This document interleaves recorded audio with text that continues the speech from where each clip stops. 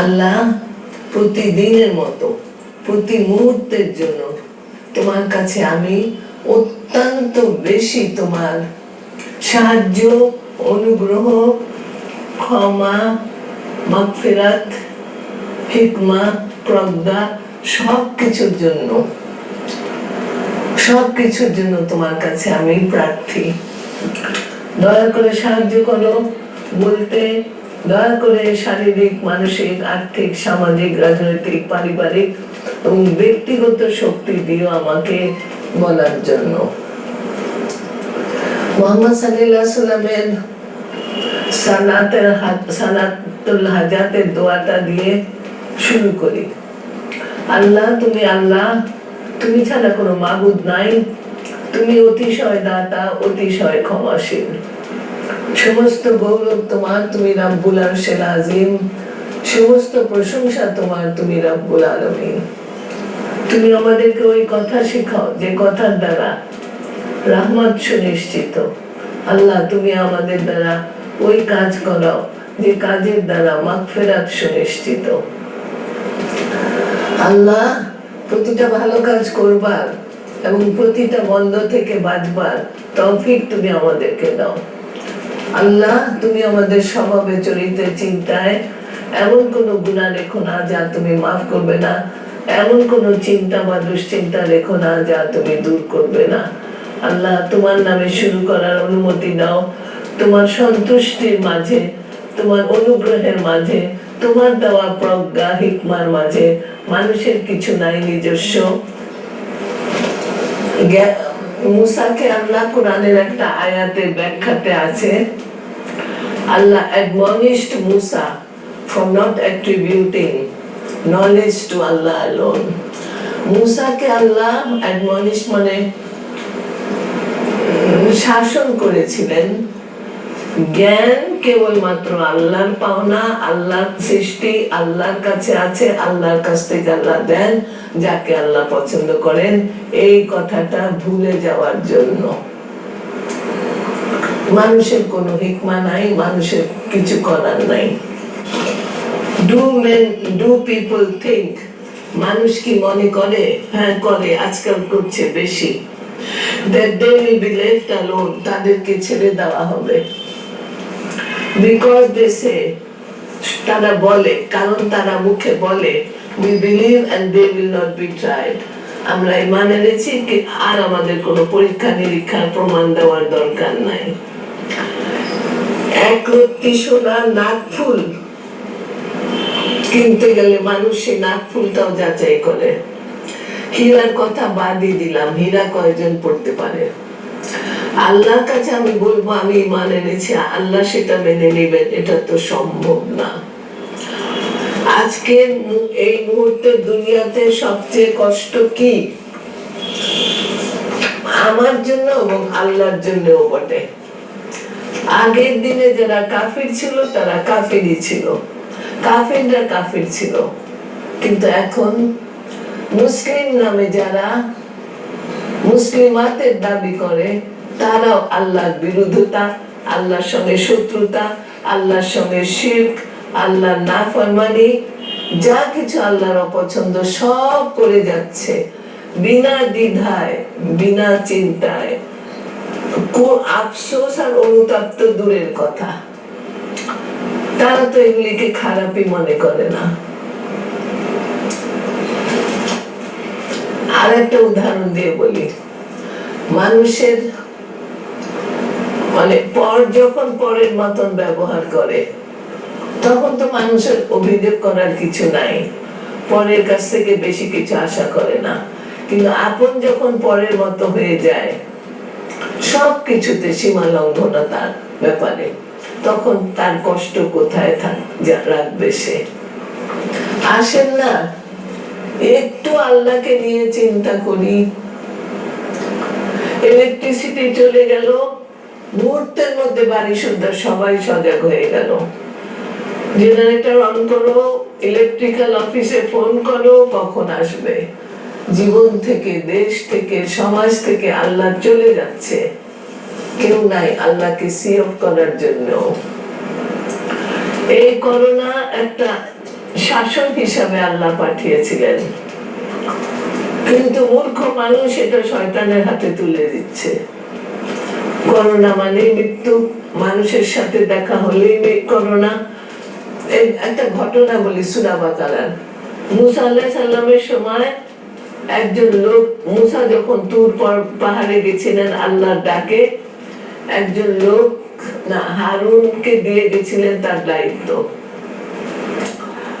একজন লোক সিমানি নামে কোরআনে আছে, সবার কাছ থেকে সব সোনা দানা জোগাড় করে আগুনে দিল। দেওয়ার পরে শয়তান তার চোখে ওইটা একটা গাভীর রূপ দিল। শুধু রূপই না, ওটার ভিতর থেকে শয়তানিক একটা আওয়াজও শোনালো। ওই সিমারি সবাইকে নিয়ে একত্রিত হয়ে বললো, আসো এটাই আমাদের ইলা, একে এরই পূজা করো। কি হলো ফলে? ওই শিরকের জন্য তাকে আল্লাহ এমন একটা রোগ দিলেন, যে রোগের নাম কোরআনের ইংরেজিতে আছে touch me not, touch me not, আমাকে ছেও না, আমাকে ছেও না। আজকে মানুষের মুখে একটাই কথা, দূরে থাকো, দূরে থাকো, ছেও না, ছেও না, কাছে আসেও না।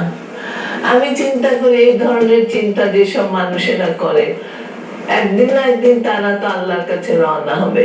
কে তাদেরকে টাচ মিনাট করে, যদি টাচ মিনাটের কথা মনে করে যদি না ছোঁয়ে, কে গোসল দিবে, কে কবরে নামাবে? আল্লাহ সঠিক জিনিসকে সঠিকভাবে নিতে সাহায্য করো মাবুদ। সমস্ত হিকমা তোমার কাছে রেখেছো, মানুষকে শয়তানের হাতে ছেড়ে দিও না। করোনার ওসিলায় মানুষের ঈমানটুক চলে যায় অবস্থা। করোনা এসেছিল শিক্ষা দিতে, শয়তান সেটা ছাড়লো না। আজকে আয়াত মনে পড়লো কোরআনের, কোরআন থেকে না মন থেকে বলছি, যে একটা সময় এসেছিল যখন আল্লাহ অনুমতি দিয়েছিলেন ঘরের ভিতরে ঢুকে শয়তানদেরকে, মানে শয়তানের সৈনিকদেরকে লুটতরাজ ভাঙচুর, মসজিদে ঢুকে, মন্দিরে ঢুকে, সিনাগগ যেখানে উপাসনা হতো সব জায়গায় ঢুকে তছনছ করে দিল। মানুষের চেহারাকে আল্লাহ বিকৃত করে দিলেন ওই সময়। আমরা কিসের এত জ্ঞানের দাবি করি, এত বিদ্যা বুদ্ধি টেকনোলজি কোথায় যায়? একটুখানি করোনা দেখলে কলিজা কাঁপা শুরু করে। আল্লাহ তোমার কাছে সাহায্য চাই, সাহায্য চাই। একমাত্র সাহায্য সঠিক পথে রাখো, সঠিক পথের আলো দেখাতে থাকো। শয়তানের আলোকে যেন আমরা আলো না মনে করি। আল্লাহ বলছেন আনকাবুতে, ডু পিপল থিংক, মানুষ কি মনে করে আমি তাদেরকে ছেড়ে দিব শুধু তার মুখের কথা বিশ্বাস করে? না, indeed we tried those before them, অতি অবশ্যই তোমাদের আগে যারা ছিল তাদেরকেও আমি পরীক্ষা নিরীক্ষা করেছি। So Allah will certainly make it known that who are true, and He will certainly make it known who are liars. অতি অবশ্যই আল্লাহ যাচাই করবেন কে আল্লাহর পথে সঠিক ভাবে আছে আর কে মিথ্যুক। হায় রে মিথ্যা! বাংলাদেশ আর মিথ্যা যমজ ভাই বোন। নবীজিকে জিজ্ঞাসা করা হয়েছিল, ইয়া রাসূলুল্লাহ, মুমিন কি মিথ্যা বলতে, না মুমিন কি জিনা করতে পারে? হ্যাঁ, জিনা হলো মুহূর্তের একটা ভুল, করার পরে হয়তো জীবনে আর সে করবে না, সে এত লজ্জিত হবে। তারপরে জিজ্ঞাসা করা হলো, মুমিন কি মিথ্যা বলতে পারে? নবীজি বললেন না। কারণ মিথ্যার চেয়ে জঘন্য রোগ আর স্বভাব আল্লাহর দৃষ্টিতে আর কিছু নাই। আর পরে 4 নম্বর আয়াত, or those who do evil deeds think that they will escape us, যারা জুলুম করে যাচ্ছে সেই জালিমরা কি মনে করে তারা আমাদের হাত পাকড়াও থেকে বাঁচতে পারবে? না। Evil is that which they decide.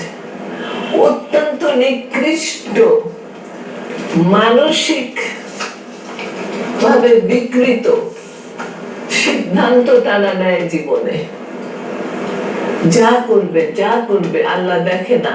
গত সপ্তাহে আল্লাহ বলিয়েছিল আল্লাহর সম্বন্ধে যে সবচেয়ে বড় কথা, যে কোরআনের আয়াত, যে আল্লাহ কিছু খবর রাখেন না। গুনাহ করে যাচ্ছে মানুষ, গুনার খবর আল্লাহ রাখেন না। আল্লাহকে একটা মানুষ যে মুমিনের কাছ থেকে সালাত, যাকাত, সাওম, হজ, সাদাকা, যে কোনো সব কিছু আল্লাহর জন্য যারা দিচ্ছে, তাদের সাথে কি আল্লাহ 2 নম্বরই কাজ করছেন? মানে নিচ্ছেন আল্লাহ, কিন্তু প্রতিদানে কিছু দিচ্ছেন না, তা কি হতে পারে? কোরআনের আরেক আয়াতে আল্লাহ বলেছেন, the believers Allah will never leave them alone uncared. মুমিনদেরকে আল্লাহ কখনো মানে আনকেয়ার মানে অযত্নে বা অবহেলায় রাখবেন না।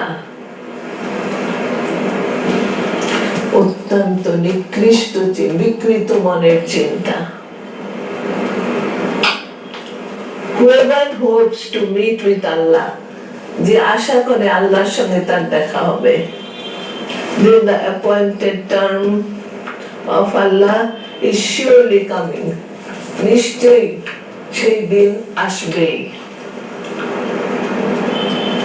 আল্লাহ হলেন সামিউন আলিম, সব দেখেন, সব শোনেন, সব জানেন। তারপরের আয়াত, whoever strives, he strives only for himself. যে জিহাদ করে যাচ্ছে, সংগ্রাম করে যাচ্ছে, সংগ্রাম করে যাচ্ছে, সে কি নিজের জন্য করছে না? যে মানুষ রাত সন্ধ্যার সময় সমস্ত দরজা জানলা চেক করে তালা দেয়, সেই তালার বন্ধ করার উপকারিতা কি তার প্রতিবেশী পায়? না।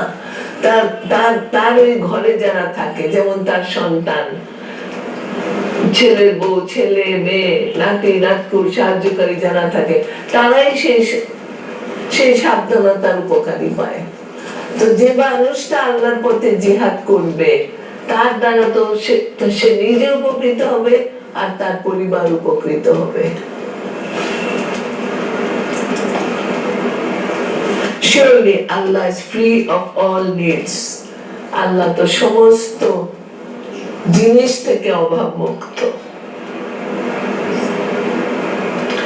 আর একটা সুখবর শোনেন, those who believe, যারা ঈমান আনলো, and do good, ঈমানের সাথে গুড মানে কিন্তু বুঝতে হবে গুডটা কি। আল্লাহর পছন্দের কাজ করাটাকে বলে গুড। আমি সেলাই পছন্দ করি, নিটিং পছন্দ করি, রান্না পছন্দ করি, ইন্টেরিয়র ডেকোরেশন পছন্দ করি, আমার পছন্দ তো আল্লাহর পছন্দ না। আল্লাহর পছন্দ হলো নিজের পরিবর্তন, সবচেয়ে আগে নিজের পরিবর্তন আনা। আয়নাতে যখন দেখি নিজের কোথায় কোন ত্রুটি আছে, কাজল বেশি, কাজল কম, চুল ঝাড়া না, চুল এলোমেলো, নিজেরটা নিজে করি আয়নায় দেখে। আর আমাদের স্বভাব হয়ে গেছে মানুষকে শিক্ষা দেওয়া, নিজে আমরা কিছুই জানি না। যে ভালো কাজ করে, হ্যাঁ, পরের আয়াতে আল্লাহ বলছেন ভালো কাজ মানে আল্লাহর পছন্দের কাজগুলি। সূরা মারিজ যখন বার করতে পারবো না, আগামীতে শোনাবো ভালো কাজগুলি কি। দু একটা কথা, অভুক্তকে খাদ্য দেওয়া, পথিককে, নিরাশ্রয়কে আশ্রয় দেওয়া, যে ঋণ চায় তাকে ঋণ দেওয়া, যে অসুস্থ তাকে সুস্থ করে তোলা, যে লাঞ্ছিত তাকে সম্মান দেওয়া, আরো অনেক আছে। কিন্তু আমাদের সমাজটা ধরে নিয়েছে সহজ, যেখানে আমার নিজের পরিবর্তনের দরকার নাই। সালাত, নফল সালাত, নফল রোজা, হ্যাঁ অবশ্যই তার পরিণাম ভালো আছে, কিন্তু ওটা তো আমি নিজেকে তো বদলালাম না। রোজা সেহরি খাওয়ার পরে উঠে ওই চুগলখড়ি, ওই সাহায্যকারীকে লাঞ্ছিত করা, ওই মিথ্যা কথা বলা, জ্ঞান যদি না থাকে, শান্তিনগরের অনেক বছর আগের একটা ঘটনা। ফজরে সালাত পড়ে বার হলো একজন, বার হয়ে একটা 14 বছরের ছেলেকে 10 টুকরা করে বস্তায় ভরে রেখে দিল। মুনাফিকের জন্য তো সালাত কোনো কাজে লাগবে না। যেমন মনে করেন যে মদ খাচ্ছে, তাকে কি কোনো ভালো ওষুধ তার গায়ে লাগবে? যার ক্যান্সার হয়েছে, মাল্টি ক্যান্সার, সে যদি চিকিৎসা ছাড়া ধূমপান করেই যায়, মদ খেয়ে যায়, তার ক্যান্সার কি ভালো হবে? তো সালাত হলো একটা হিজাবের মতো, মেয়েদের বোরখার মতো, পরে নিল, মানুষ সন্দেহ করবে না, তার দিকে মানুষ আঙ্গুল উঠাবে না। আজকে খুব সুন্দর একটা জিনিস শুনলাম একজনের কাছে, বর্তমান যুগের সাথে খুব মিল। এক ছেলে এসে তার বাপকে বললো, আমি আর মসজিদে যাব না। আচ্ছা, যেও না। তারপরে তার বুদ্ধিমান আকলমান বাপ তার হাতে এক গ্লাস পানি দিয়ে বলল যে এই গ্লাসটা নিয়ে তুমি খালি মসজিদের চারপাশে ঘুরে আসো। ও, যাব না কেন? ওখানে মানুষেরা কথা বলে, মোবাইলে কথা বলে, গল্প করে, গান না মানে আর কিছু করে না, সেই জন্য। তো তার বাপ বলল, এক গ্লাস পানি দিয়ে যে যাও, এটা হাতে নিয়ে তুমি মসজিদের চারিদিকে ঘুরে আসো। ঘুরে আসলো। বাপ জিজ্ঞাসা করলো, কি দেখেছো মসজিদে আজকে? বললো, কিছুই তো দেখতে পারি নাই, কারণ আমার তো চোখ ছিল, মন ছিল পানির গ্লাসের দিকে, ওইটা যেন আমার হাত থেকে না পড়ে। তখন এর মূল উপদেশ হলো, মন যদি আল্লাহকে না দিয়ে রাখি, সালাতকে যদি, সে তো সারাক্ষণ পানি যাতে না পড়ে, সেটার মানুষের কে গান গায়, কে মোবাইলে কথা বলে, কে চুগলখড়ি করছে, তা তো দেখে নাই। কত ভাবে আজকালকার মানুষেরা সুন্দর সুন্দর চিন্তা করে, সুন্দর সুন্দর ভাবে বোঝায়, কিন্তু তোদের ঘাড় কেন কাতরে, মোদের ওই জাত। ভালো কাজ যারা করবে, মেয়ের বিয়ে হচ্ছে না, মেয়ের বিয়েতে সাহায্য করো। ঋণ শোধ হচ্ছে না, ঋণ উদ্ধার করে দাও। মানে খুঁজতে গেলে আকাশের তারার মতো ভালো কাজ আছে। আকাশের তারা গোনা যায় না, ভালো কাজ গোনা যায় না, যদি করতে চান আপনি। Those who believe and do good, যারা ঈমান আনলো এবং ভালো কাজ করলো, তাদের এই দুনিয়াতে তাদেরকে আল্লাহ কি দিবেন? ওই যে সালাত will keep you away from evil and indecency. সালাত তোমাকে অশ্লীলতা, evil and অশ্লীলতা এবং অশ্লীলতাই থেকে দূরে রাখবেন। ফাহিশা কি সেটা? We shall indeed purge away from them their evil deeds. আল্লাহ বলছেন, আমরা নিশ্চয়ই তার ভিতরে যা কিছু খারাপই আছে সব আমি পার্জ, মানে একদম বের করে নিয়ে আসবো। এত চমৎকার সুযোগ ছিল এই জীবনে আল্লাহকে খুশি করার, হলো না, শুধু ভুল ভুল ভুল ভুল প্র্যাকটিস এবং মিথ্যা মুনাফিকির জন্য। And shall reward them the best of what they used to do. উত্তম পুরস্কার দিব যা তারা করছিল তার জন্য। আরো কি? And those who believe and do good, we shall indeed admit them among the righteous. সালেহীনদের সাথে সালেহীনদের দলভুক্ত করব। তারপরের আয়াত আল্লাহ বলছেন, and certainly Allah will make known those who believe। কোরআনের একটা আয়াত আছে, যারা মুমিন মনে করে নিজেকে মুমিন হিসাবে দাবি করে, আল্লাহ বলছেন আল্লাহ রাসূল এবং অন্যান্য মুমিনরা, ফেরেশতাদের কথা বলেন নাই, অন্যান্য মুমিনরা তাদের সাক্ষী দিবে। ভালোটা দেখেন, সামান্য একটা দুধওয়ালার কথা বলি, যার দুধ খাঁটি, তার দুধের প্রচার হবেই, সবার মুখে মুখে হবে যে দুধে পানি নাই। যে মুমিন যে তার ভালো কাজের মধ্যে যদি আন্তরিকতা থাকে, নিষ্ঠা থাকে, আল্লাহর জন্য, আল্লাহ সন্তুষ্টির জন্য থাকে, আল্লাহ তাকে মুমিনদের দ্বারা অন্য মুমিনকে জানাবেন। And certainly he will make known the hypocrites. আর মুনাফিকদেরকে আল্লাহ নিশ্চয়ই নিশ্চয়ই প্রকাশ করবেন। ওই যে দুঃখ খালি যে আগের দিনের কাফিররা কাফির ছিল, এখনকার আমি আল্লাহর কাছে মাপ চাই প্রকাশ্যে গোপনে, এখনকার মুসলিমরা ওই দিনের কাফিরদের চেয়েও বেশি নাফরমান, বেশি অকৃতজ্ঞ, বেশি মুনাফিক, বেশি অহংকারী, বেশি অপচয়কারী। Seek the abode of hereafter. জান্নাতে ঘর বানানোর চেষ্টা করো। Of what Allah has given you. এটা কাসাস, আল্লাহ যা দিয়েছে সেটার থেকে ব্যয় করে, এবং সেটাকে অপচয় না করে, সেটাকে অসম্মান না করি। আল্লাহ আমাকে সময় যেমন দিয়েছো, তৌফিকও দিও বলার, তৌফিকও দিও, হিকমা দিও সাজিয়ে বলার। রাসূল সাল্লাল্লাহু আলাইহি সাল্লাম একদিন হযরত আয়েশা কিংবা ফাতিমার ঘরে আসলেন, দেখলেন একটা যে কোনো একটা জিনিস, খাবারের জিনিস মাটিতে পড়ে আছে, ওটা হাত দিয়ে তুলে উনি নিজের পকেটে রাখলেন আর বললেন, আয়েশা, হতে পারে আল্লাহ রিস্কের সম্মান না করলে আল্লাহ তার ঘরে রিস্ক পাঠানো বন্ধ করে দিবেন।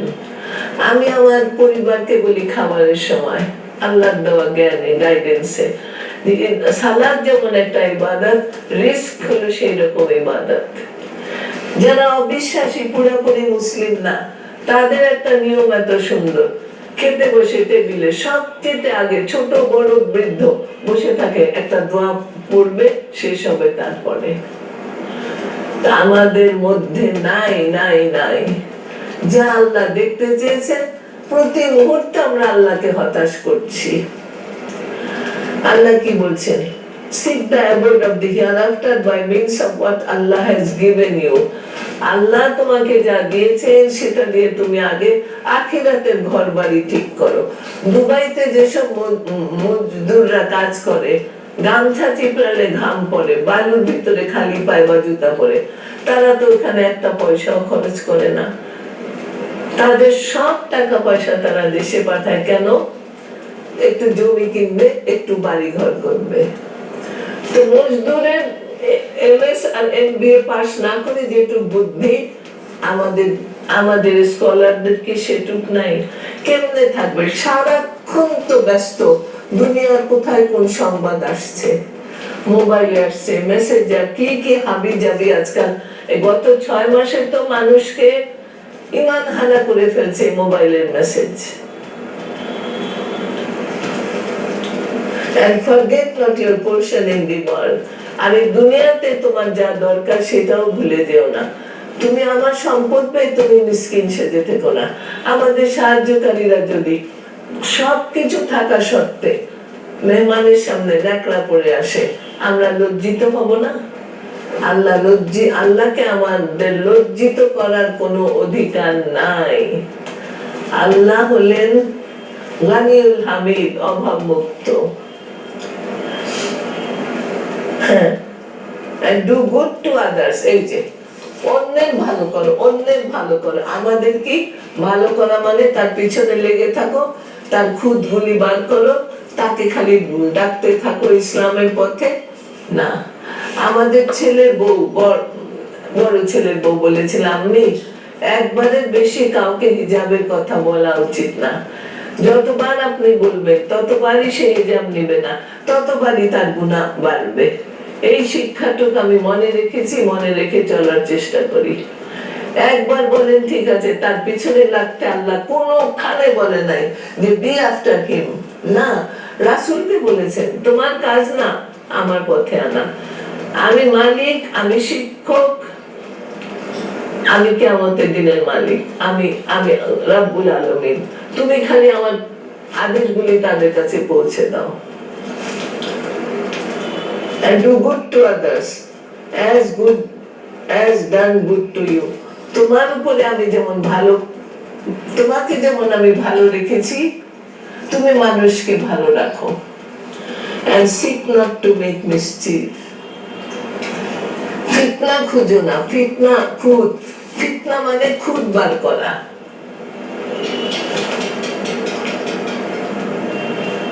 in the world, দুনিয়াতে ফিতনা করো না। Allah does not love the mischief makers. কিছুতেই আল্লাহ ফিতনাকারীকে ভালোবাসেন না। কারুনের কথা দিয়ে আমাকে শেষ করতে হবে। কারুনের সম্পদের চাবি আমি কল্পনা করতে পারি না। একটা স্টিলের আলমারিও সরাতে হলে দুই তিন জনে হয়। কারুনের সম্পদের চাবিগুলি নেওয়ার জন্য 10 জন মজবুত জোয়ান লোক লাগতো। আর সে কি বলতো শোনেন, আজকালকার যারা কারুন তারা তো আমার তাকওয়া প্রোগ্রাম দেখেও না, শোনেও না, যদিও বা দেখে একবার কোনো মন্তব্য করে না যেটা লাগলো কেমন, ভালো লাগলো না, উপকার হলো না অপকার হলো। So disappointing. আমি একটা ক্ষুদ্র আদনা তুচ্ছ নামহীন পরিচয়হীন আল্লাহর গোলাম। আল্লাহ কেমন লাগে যখন আল্লাহর কিতাবকে মানুষ এইভাবে তুচ্ছ করে। কারণ বলতো, this has been given to me because of the knowledge I possess. আমার যে জ্ঞান আছে সেই জ্ঞানের দ্বারা আমি এসব অর্জন করেছি। Did he not know that Allah had destroyed before him of the generations who were stronger than he in might and greater? কারণ কি জানে না, তার আগে তার চেয়ে 1000 কোটি বার বড় শক্তিশালী লোক সম্প্রদায়কে, কওমকে, জাতিকে আমি কিভাবে মিটিয়ে দিয়েছি।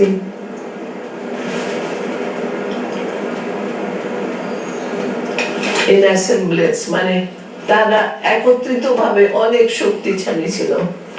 and the guilty will not be questioned immediately about their sins. কারণ এটাও ভাবতো, আরে করে যাও গুনাহ, এখন তো আর ডাকবে না, দেখা যাবে যখন ডাকবে। so he went forth to his people in his form, জাগ জমক রৌনক ফুটানি যা কিছু ছিল সব নিয়ে সে চলাফেরা করতো। then those who desire the life of this world, যাদের কাছে দুনিয়ার হাসানা খুব আকর্ষণীয়, তারা বলতো, would that we had the like of that which has been given to Karun. কারুনের যা আছে আফসোস আমাদের যদি তা হতো।